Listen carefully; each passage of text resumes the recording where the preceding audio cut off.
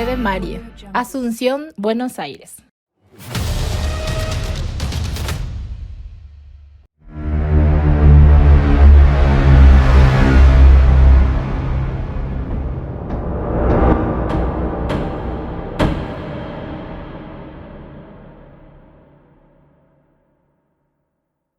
Las lacrimosas son el reflejo anticósmico y la antítesis de Malkuth, regocijándose no como esposas en una boda, sino como lamentándose como viudas en un funeral debido a su conexión con el reino terrenal del árbol de la vida, en el que su propio árbol de la vida se ha interconectado para minar su esencia divina de vuelta al clifod y así causar su destrucción y regresar a la fuente de total vacuidad, hacia la cual la luz reflexiva se esfuerza por regresar todo lo que es pero no debería ser. Las Nagemot son la concretización más densa y más terrenal de la luz negra, esencialmente carente de forma, y constan de muchas de esas tribus de espíritus que poseen puntos liminales de intersección con el mundo de Asiya, manteniendo entreabiertas las puertas ocultas y las grietas en la fábrica de la existencia a través de las cuales las fuerzas del Sitra Ahra pueden emitir sus fuegos de empoderamiento espiritual para incrementar las llamas mantenidas captadas dentro de los recipientes formados de este mundo, para que puedan, por el incremento del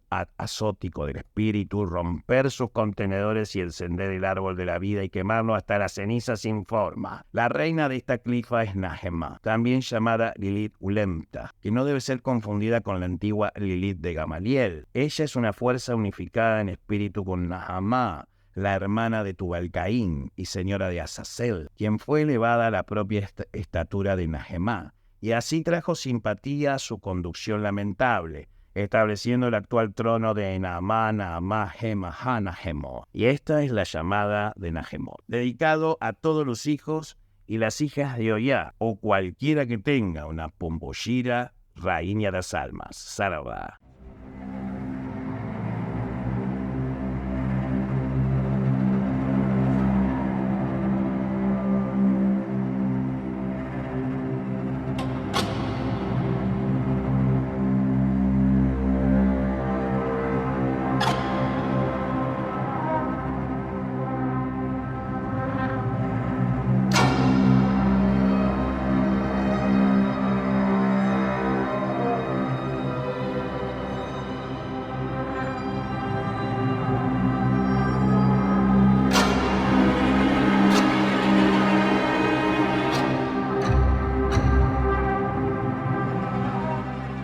Nikamahel, Hamahel, Mirshafel, Atadel, Safathel, Liftoashari Hanahemovi Shehana Mahema.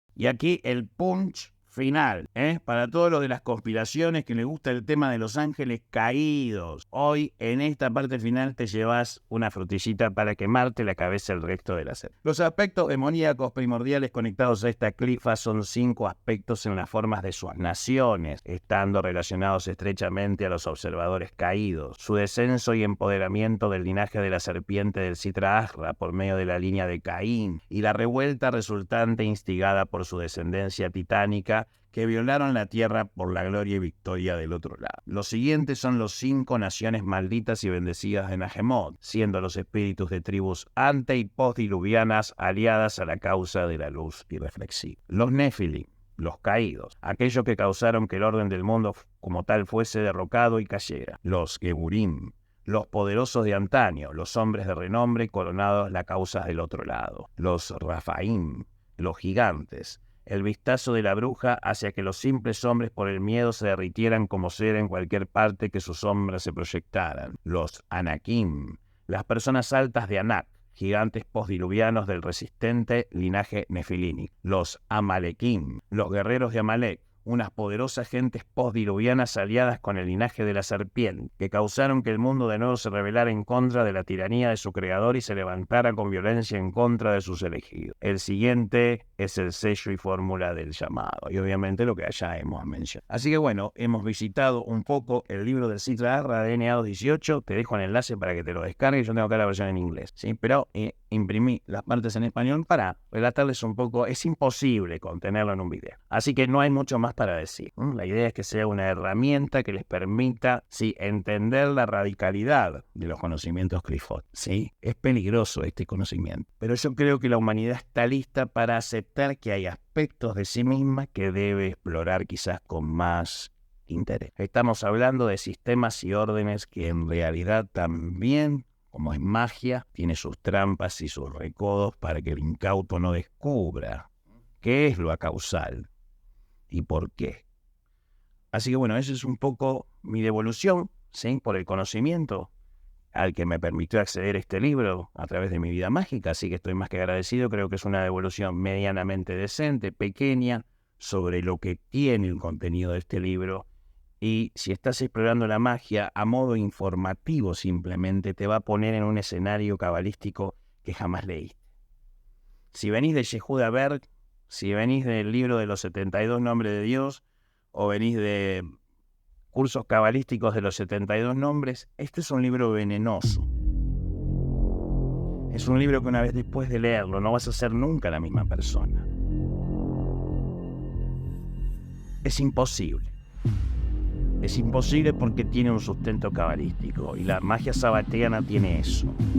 Sí, porque en definitiva, como dice Babylon, y en eso 100% de acuerdo estamos siempre, todos amamos a la Shen. Buenas noches y buena suerte.